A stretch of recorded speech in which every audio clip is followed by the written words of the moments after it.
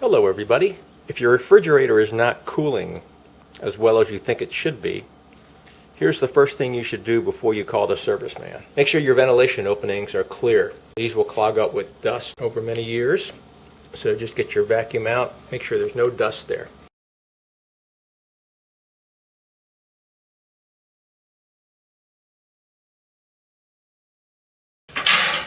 Second thing is find the evaporator coil. In my case, it's a round one. It looks like this. It's black. It will generally have accumulated some dust over the years. You got to make sure that dust is off of it because you need a free exchange of air and good ventilation for the compressor to work properly. The compressor is this black thing over here. You can touch the compressor. If you feel the compressor running, that means that the refrigerator is calling for cooling and it's not in the defrost mode. The other thing you can check is to make sure that that ventilation fan, you see this one has a fan right here, it's rotating. That fan pulls air across this. The unit has just turned off, compressor's not running, fan's not running.